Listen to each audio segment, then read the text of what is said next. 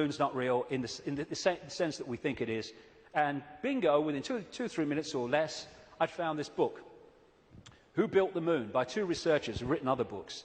One of them an investigation into Freemasonry. And this book details the extraordinary anomalies relating to the moon. And they came to the conclusion, and I absolutely bloody agree with them, and a bit more than that too, as I'll come to later, that this is what we're looking at. The geometrical connections and everything, and the mathematics and the relationship between them in terms of size and position is just mind-blowing. And what I'm suggesting, and I'm not alone over the years at this level of it, I think I might be alone at the next bit, that I'll come to in a second or a few minutes. I've been there before, I don't mind. Is that the moon is actually a hollowed-out planetoid by a very, very advanced race, and it was brought here to take the Earth over. And what they do, there seems to be a modus operandi. They bring these moons in, and as they bring them in, they fundamentally affect the Earth. I mean, the Earth is at the spin it is and is at the angle it is because of the moon. Massively so, anyway, because of the moon. So when they come in, bingo, things change, and the society that was there before ain't there anymore. And then gradually they take them over in ways that I'll come to. So when the moon came in, and again, it's so important to come back from the holographic world to the base construct. We see a solid moon, yes, in the play-out world. But back here, it is an energetic construct in the metaphysical universe. And as it came in, and other things that happened, which I talk about in the book, it created this distortion in the information construct of the waveform information base of this universe. And as it did so, it was played out here in all this catastrophe and stuff that I talked about and the ancients talk about. It was played out as this great geological catastrophe and the great flood and all the rest of it. And what is a common theme that they talk about, the ancients, in relation to this? The earth turned over. And you think, how the fricking hell can the earth turn over? Well, what happened? What happened when the moon came in, the earth turned over? It's at an angle that it is today because of the moon. And so the distortion brought an end to the world that was there before, and we basically went back to rubbing sticks together because of what happened. And that distortion was played out in the human mind, the human perception, the human psyche, and we completely changed our perception of the world and who we are, where we are. So in Who Built the Moon, like I say, I do recommend it, the way it looks at the anomalies and everything, and the connections between these three bodies. And these mathematical, geometrical connections only apply to these three bodies in the solar system. They don't play out against the other planets, just these three. And the moon is so perfectly positioned that because of where it is, when we have an eclipse, it is the same size as the sun. That's why we have the eclipse. And the authors of Who Built the Moon say this: the moon is bigger than it should be, apparently older than it should be, and much lighter in mass than it should be. It occupies an unlikely orbit and is so extraordinary that all existing explanations for its presence are fraught with difficulties, and none of them could be considered remotely watertight. When you go on and you say, where'd the moon come from, you get this story. And like so much in what we call science, that people take it as fact, it's actually a theory which repeated becomes fact. But then you go back and you find that it's a theory. And the first one is the moon was created by what's known as the whack theory, or the big whack theory. And that is that a Mars-type planet came in, smacked the Earth, great chunk came off, and became the moon. When the physics of that didn't work out, they came up with the double whack theory, where the Mars-type planet hit the Earth, bit comes off or whatever, and then the Mars-type planet thinks, well, I'll give him one with the right, I'll give you one with the left, comes back and whacks it again, the old one too. Talk about bloody desperate. And the truth is, and honest scientists will tell you, they have no bloody clue where the moon come from, and it shouldn't, by physics, be there. This guy, Isaac Asimov, a Russian professor of biochemistry, did a lot of writing on this sort of stuff, and he said this, quite rightly: "We cannot help but come to the conclusion that the moon by rights ought not to be there. The fact that it is one of those strokes of luck almost too good to accept. Small planets such as Earth with weak gravitational fields might well lack satellites. In general, then, when a planet does have satellites, those satellites are much smaller than the planet itself. Therefore, even if the Earth has a satellite, there would be every reason to suspect that at best it would be a tiny world, perhaps 30 miles in diameter. But that is not so. Earth not only has a satellite, but it is a giant satellite, 2,160 miles in diameter. How is it then that that tiny Earth has one? Amazing. Some scientists don't even talk about a planet-satellite relationship, but a planet-planet relationship. The moon's bigger than Pluto.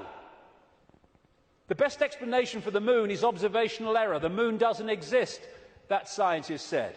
Another one from NASA: it seems easier to explain the non-existence of the moon than its existence. And then we get the hollow moon. This is what I'm saying, and others have said, is that it's a hollowed-out planetoid. In November 1969, the moon was hit by a lunar module to the equivalent of 1 ton of TNT. The shock waves built up, and NASA scientists said the moon rang like a bell. Maurice Ewing, a co-director of the seismic experiment, told the news conference, "As for the meaning of it, I'd rather not make an interpretation right now, but it is as though someone had struck a bell, say in the belfry of a church, a single blow, and found that the reverberation from it continued for 30 minutes. It got a bigger smack eventually, which I'll come to. Frank Press from the Massachusetts Institute of Technology, MIT, said that for a rather small impact to produce an effect that lasted for 30 minutes was quite beyond the range of our experience. This is a guy called Gordon MacDonald. He said in the early 1960s, it would seem that the moon is more like a hollow than a homogeneous sphere. And this guy from MIT said the lunar orbiter experiments had vastly improved knowledge of the moon's gravitational field and indicated the frightening possibility that the moon might be hollow. Now we'll come to this bigger whack. A launch vehicle struck the moon with the equivalent of 11 tons of TNT, and NASA scientists said the moon reacted like a gong and continued to vibrate for 3 hours and 20 minutes to a depth of up to 25 miles. Ken Johnson, a supervisor of the Data and Photo Control Department during the Apollo missions, told Who Built the Moon author Alan Butler that the moon not only rang like a bell, but the whole moon wobbled in such a precise way that it was almost as though it had gigantic hydraulic damper struts inside it. These two Russian scientists from the Soviet Academy of Scientists wrote an article in 1970 in Sputnik magazine in Russia headed, "Is the Moon the Creation of an Alien Intelligence?" And all these years later, it indicates to the fact that they were right. What they point out, and others point out, is the outer surface of the Moon is extremely hard and contains minerals like titanium. Moon rocks have been found to contain processed metals, including brass and mica, and the elements uranium-236 and neptunium-237 that have never been found to occur naturally. Uranium-236 is a long-lived radioactive nuclear waste and is found in spent nuclear fuel and reprocessed uranium. Neptunium-237 is a radioactive metallic element and a byproduct of nuclear reactors and the production of plutonium.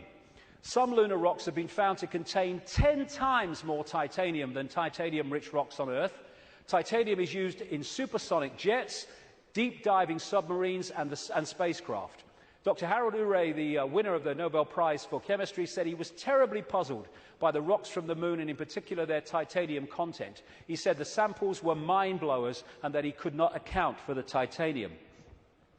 The two Russian scientists said in their article, if a material had to be devised to protect a giant artificial satellite from the unfavourable effects of temperature from the cosmic radiation and meteorite bombardment, the experts would probably have hit upon precisely these refractory metals. Refractory metals are incredibly resistant to heat and wear. In that case, is it not clear why lunar rock is such an extraordinarily poor heat conductor, a factor which so amazed the astronauts? Wasn't that what the designers of this super Sputnik of the Earth were after? From the engineer's point of view, this spaceship of ages long past, which we call the Moon, is superbly constructed. They say it's a hollowed-out planetoid, and they say if you're going to launch an artificial Sputnik, then it is advisable to make it hollow. At the same time, it would be naive to imagine that anyone capable of such a tremendous space project would be satisfied simply with some kind of giant empty chunk hurled into a near-Earth trajectory.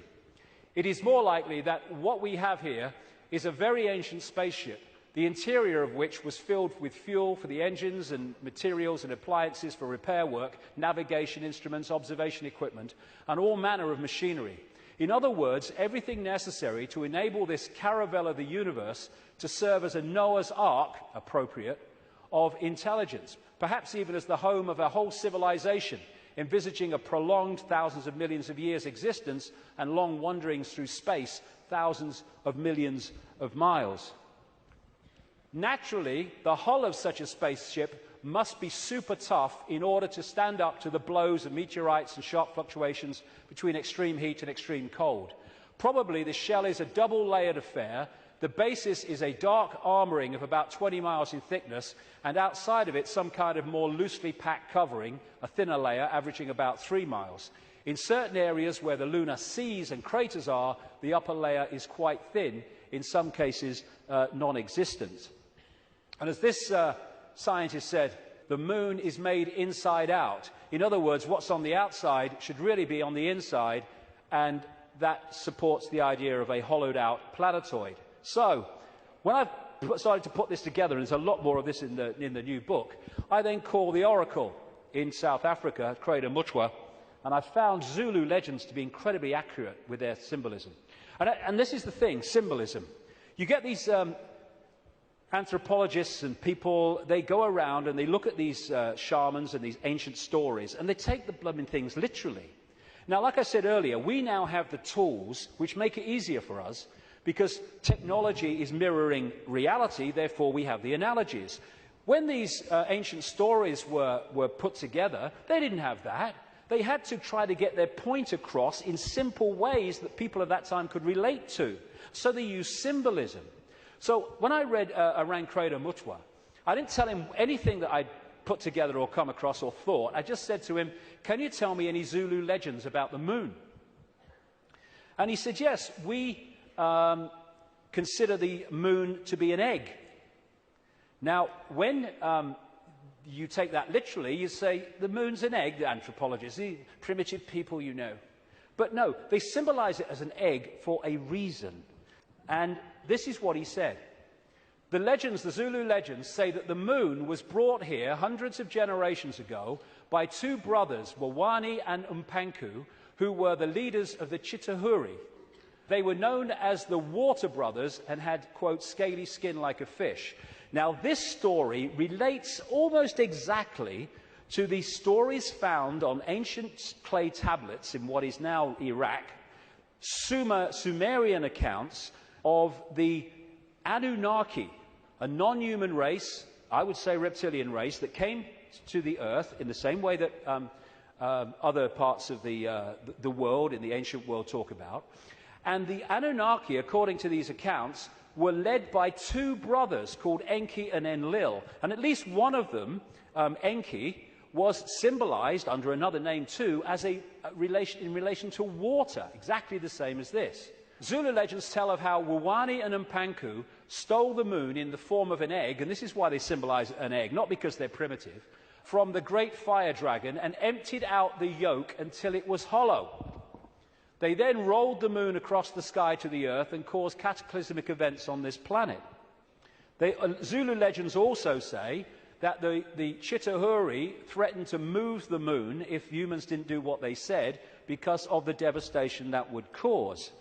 What the two scientists said about this 2-3 mile outer kind of protection, followed by a 20-mile impregnable layer, explains one of the anomalies of the Moon, which the craters are pretty much of universal depth, even though the scale of the impact and the size of the crater can be massively different. The depth is about the same, really.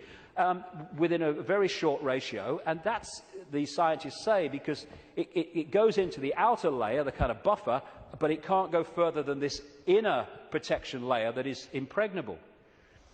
This guy, Don Wilson, wrote a book in the 70s called Our Mysterious Spaceship Moon, and these are some of the anomalies that he lists, and there are others that can be explained by what we're talking about. Why the moon is a freak world, too big and too far out to be a natural satellite of Earth. Why the moon has such shallow craters. Why some moon rocks are older than Earth and as old, at least, as the solar system. Why the moon seems inside out. Why the moon vibrates like a huge gong, transmitting tremors great distances around and through itself. How the moon can produce so many contradictions of data and findings. And I think it was in 2001, there was a series of people who spoke at the National Press Club in Washington who were insiders of government projects and space projects, etc., who came out to give evidence on things that they saw and were covered up and have never come to light. And one of them was this man, Sergeant Carl Wolfe. He was a precision electronics photographic equipment engineer based at the Langley Air Force Base in Virginia. That's the CIA Air Force Base. One of the planes in 9/11 flew out of that and never got there, wasn't meant to. But what he told at the press club was that he was called across to part of this base where they were putting together what they called mosaics. As the craft were flying over the moon and photographing it, they were taking different photographs and piecing them together to complete the landscape. And they had a technical problem, so he went over to try to help them out with it. And then a guy there who was working with his mosaics showed him something of interest. And this is what he said at that presentation in Washington. Then he pulled out one of these mosaics and showed this base, which had geometrical shapes that were towers. They were spherical buildings, they were tall towers and things that looked somewhat like radar dishes, but they were large structures. If I compare it to what I have seen now, because I do have photographs that have artifacts in them that are similar to what I saw, they're massive. And this is a thing, you think about the moon, massive. This is a thing that comes up. The structures and technology and, if you like, spaceships that these people work with, some of them are absolutely enormous, beyond our comprehension, because they've crossed that Rubicon of understanding how reality works and therefore what possibility is. Some of these structures are half a mile in size. They're huge structures. Some of the buildings seem to have very reflective surfaces on them. A couple of structures that I saw reminded me of cooling towers at power generating plants. They had that sort of shape. Some of them were just very, very straight and tall with a flat top. Some of them were round. Some of them looked like Quonset huts and with a dome, a kind of like a greenhouse. The particular shot that I saw, there were several clustered together over the landscape, a fairly large landscape. And other people at that press club presentation talked about how NASA systematically smudged out or removed any non-natural artifacts that they showed on the surface of the moon. And this documentary called Moon Rising, you can watch it on YouTube, I think, looked at photographs taken by something called the Clementine mission in 1994, I think it was, which took 1.8 million photographs, digital photographs of the moon. And you see the way that some things on the landscape were just blocked out. I mean, what's behind this? There's loads of these things which they've blocked them out. And then there's this, which has been smudged out. If you take it from another angle, there it is. What the heck is that? One of the kind of astounding things in this documentary is that they said they took this picture to a photographic expert who's worked with NASA, and he estimated that this was 10 times the size of Los Angeles. Because you're dealing with phenomenal understanding of how to create this technology. Because of the understanding of reality. And whatever it is, it certainly doesn't seem to be natural. You've got all these other things kind of smudged out, and you can only see even the smudging in close-up. And what I came across when I was putting this together is the Death Star in Star Wars. Now, George Lucas, as I've been saying in my books for years, is a massive insider in a galaxy far, far away. I don't think so. I don't think so. This is much closer to home. And, of course, in the Star Wars movies, the Death Star it looks very much, of course, like the moon, and it was constructed to move in on planets and take them over in the same bloody way that I'm talking about in relation to the moon, and there's more to know too. In many ways, this is so symbolic of what we're looking at here, and that's no accident with George Lucas involved. And interestingly, this is Mimas, a genuine moon of Saturn, and there's the Death Star. I found that quite interesting when you put them together. Anyway, there was also talk, and more recently there's been further talk in the last few weeks, that one of the moons of Mars, Phobos, is a hollowed-out asteroid. This guy said a long time ago, in '63, chief of applied mathematics at NASA, that Phobos might be a colossal base orbiting Mars, and like I say, that's come back into the debate that it could be. And again, one of the Star Trek episodes was about a hollowed-out planetoid that became, in effect, a spacecraft, a world, and inside it. And so much of this science fiction that puts this stuff in our face as fiction ain't fiction at all. They're getting it from fact.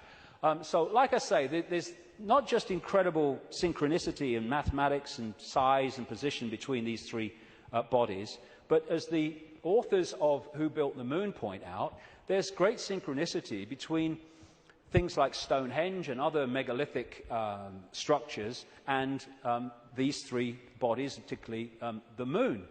And one of the things they point out is that the measurement, which a guy called Alexander Thom came up with, an engineer who studied all these sites in Britain and Europe, like Stonehenge, called the megalithic yard, which is a kind of a certain length. And he said that all these major, especially Stonehenge and things like that, broke down into these megalithic yard mathematics. And what the authors of this book are saying is that the moon breaks down to the same mathematics, which is what they say. This all seemed very odd. The megalithic structures that were built across Western Europe were frequently used to observe the movements of the sun and the moon. But how could the unit of measure upon which these structures were based be so beautifully integer to the circumference of these bodies as well as the Earth? Well, maybe because those that built Stonehenge and these megalithic structures in the ancient world, some of which we'd struggle to build now, were also those controlling the moon. And okay, this could be controversial, but, you know, I've been known to be. I think that these structures were put there to suppress the Earth's energy grid for reasons I'll come to in a moment, because we are interacting with this energy field all the time. And how do you control all the fish at once? You control the sea they're swimming in. And the way to control humanity and suppress humanity is to suppress the energy field and the energy and information available in that field that we can access. And these fantastic structures were not done by humans alone, let's say that. Now, this is where I am probably alone for the moment. I don't think I will be forever, but there you go. When I was, I do this more in detail in the book, but I'm trying to connect dots here. What I came across when I was putting all this together, again, was something I've termed the moon matrix. The first section today is absolutely crucial to understanding how this can work. The moon matrix is a broadcast frequency coming from the moon, which has, in effect, hacked in to the human body computer and to the virtual reality universe in general, and has created a sub-reality within the wider virtual reality. Because, I keep saying it, but it's important, we see the moon as physical, but actually its base construct, like everything else in this reality, is waveform information. And I would say, and of course I think this is going to become more obvious as the years pass, I would say the moon is actually not just what we've talked about so far, but it's an interdimensional portal through which entities and energies can come out of one reality through into this one. It's their means of entry. Its position so perfect, as you'll see if you read not just my new book, but Who Built the Moon. Its position in relation to the moon and the sun is so perfect because that has an effect on creating this sub-reality. I'm saying that this frequency is broadcast from the moon and has created a sub-reality which we are constantly decoding, and that the genetic manipulation of humanity, so widely described by the ancients, was to take this body computer and tune it in, connect it to this frequency range I'm calling the moon matrix. This is Neil Haig's concept of moonopoly. This is the world, the structure that we are experiencing. This box, recurring, round and round, limited world. And I am suggesting that we are being massively influenced. In fact, we have been turned into a hive mind by these broadcasts, which are holding us in a sense of limitation, to the point where it operates as a default mechanism. Soon as you start to awaken, if you don't keep it going and stick with it, then you'll default back, because the pressure of this moon matrix is pushing us into this tiny sense of limitation. So what virtual realities do is they basically hijack the five senses and get them to decode the information in the computer game and take it into reality. I'm saying that this moon matrix has done exactly the same, and it is part of the modus operandi of how planets are taken over in this way. Our five senses have been locked into something else, and we're decoding a fake reality. Basically, we are connected to this symbolically, which is a hive mind, which is why we are so herd-like when we weren't before. And if people are going, "Whoa, okay, what?" Just stick with me, because the layers will go on. What I've been talking about today is the fact that this base vibration from the black holes goes through this cycle, and it elicits different information in the form of photons from the suns, which we decode, and the reality changes. We go through different epochs. What I'm saying is that this moon matrix has hacked in to that photon energy stream and has done what the Chinese authorities have done to the computer system in China. They have stopped us accessing vast amounts of the virtual reality universe that we used to before. Now, if anyone thinks this is fantastic, that we could see things that aren't really there and not see things that aren't there, this is a New Scientist. America has just switched from analog to digital television. In the short time of about a year that the analog frequencies are not being accessed because they're going to be filled up by other things like mobile phones, suddenly, for the first time, scientists can see and connect with radio waves from galaxies they couldn't before. Why couldn't they do it before? Because we were watching the flipping telly. Prior to the switchover in America, naturally occurring radio waves at frequencies between 700 and 800 megahertz were obscured by analog TV signals, preventing astronomers from investigating the universe using this band. The freeing up of this bandwidth is a once-in-a-lifetime opportunity to see galaxies in this range. Now, you imagine what is capable by this high technology in blocking frequencies so we can't perceive what's there and we perceive things that aren't there. That's what this is doing, I suggest. And I'll add more detail as we go along. In effect, we're operating within a bubble, a virtual reality bubble, within the wider virtual reality universe. And it's connecting in through our crystalline receiver transmission system, same with the Earth, and creating this situation where we are decoding a world that may even not be there, who knows, but certainly is different to the world we think it is. And we go back to this more accurately now. The matrix, I would say the moon matrix, is everywhere. It is all around us, even now in this very room. You can see it when you look out of your window and you turn on your television. You can feel it when you go to work, when you go to church, when you pay your taxes. It is the world that has been pulled over your eyes to blind you from the truth. What truth? You are a slave, Neo. Like everyone else, you were born into bondage, born into a prison. You cannot smell, taste, or touch. A prison for your mind.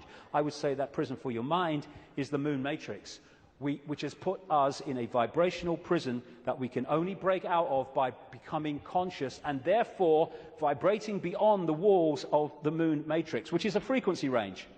And if we're not held in that frequency range, that's why society is structured as it is, with its stress and its fear and its war and its conflict, then we start to break out of its perception prison and we start to say, bloody hell, why didn't I see this before? Because you were there, constantly decoding this thing. Now, like I was just saying, never mind what I've just said about some moon matrix, never mind that. Even by its very position, the moon is fundamentally affecting human behavior and human perception, because the moon is affecting the Earth tilt, the Earth spin, affecting the Earth oceans, therefore it's affecting us. We're 60–70% water, we must be affected by it.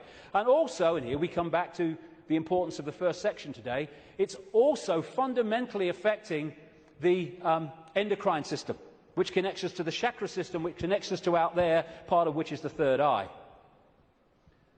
It affects the hormones that we secrete, which fundamentally affect human behavior, human health, human perception. Not with any matrix, just by being there. And it fundamentally affects this, the pituitary and the pineal gland that give us the sixth sense ability to see beyond the five senses. And what it has done, it has shut down, in so many people, on purpose, the third eye, which in our previous pre-domination mode, we used to perceive vast areas of reality beyond which we can now. Moonth comes from moon. The moon, of course, as it goes around, fundamentally affects our perception of time. We have moonths because of the moon. It's a monarchy. It's a hybrid monarchy. And one of the major ways they control us, seems to be a modus operandi again, is money. Controlled by the Rothschilds. Now, I saw a film, some years ago, called They Live. It was a B-movie, and it was not just produced and directed, he wrote the music, every bloody thing, by a guy called John Carpenter. You follow John Carpenter's movie-making history, and you will see that he bloody knows a great deal. He'll say he doesn't, he bloody knows a great deal. He does movies and horrors and Satanism and all this stuff, and he did this movie called They Live, and I thought it was very symbolically accurate when I first saw it, but now it's unbelievably accurate. For those who haven't seen it, you go on YouTube, put John Carpenter They Live in, you can see it in sections still today. The story was this. It was set in the future, but the future was about now, because it was a few years ago now. There was a massive economic depression, and this guy comes along with his tools on his back. He's walking around America trying to find a job in the building industry. He gets a short-term one at this building site. At the end of the day, one of the other builders said, do you have anywhere to stay? Because there's a massive economic depression. People are living in tent cities and corrugated iron makeshift villages on wasteland. Exactly what's happening in America now, incidentally. And he's now having nowhere to stay. So anyway, he goes back with him to stay at this corrugated iron tent little village thing on the wasteland. And he starts getting interested because there's things going on across the church, across the way, that seem very strange to him. And the villagers mocked up some kind of television in a kind of Heath Robinson way. And when they're watching the television, suddenly it breaks out of the main channel, and there's just a man's face on the screen saying, they're here, they're controlling, you don't know, all that stuff. And then there's a police state raid on this village and on this church, and they bring the bulldozers in and the police and the helicopters, and they destroy the village. And this builder guy gets away, and he comes back, and he goes snooping around the church, and he finds some cardboard boxes. And he grabs one and runs into a back passage behind buildings, and he opens the box wondering what's in it. And there's sunglasses. And he's disappointed. Sunglasses? What are these sunglasses in a church for? So he thinks, oh, I'll have one. He puts them in his pocket, throws the others away, walks off into the street. And that's where we pick him up.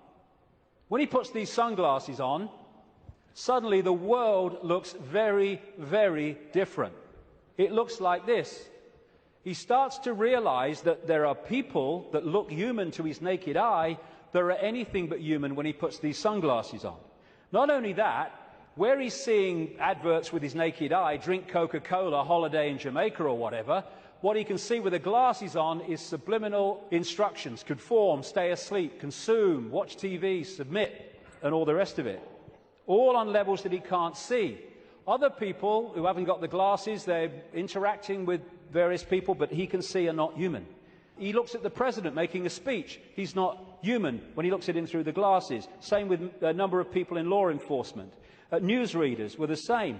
And where it goes is that at the end of the movie, they realize that the reason that people cannot see without the glasses, what he can see, is because there is a frequency being transmitted from the top of a television tower, which is preventing the population seeing what they would normally see if that frequency wasn't being broadcast. And what they do is they break the broadcast frequency, they stop the dish working, and people are sitting in bars, and suddenly they can now see the guy next to them's not human. What a bloody laugh that would be, wouldn't it? And there's people out having sex and then realizing, hey, I didn't really come home with you.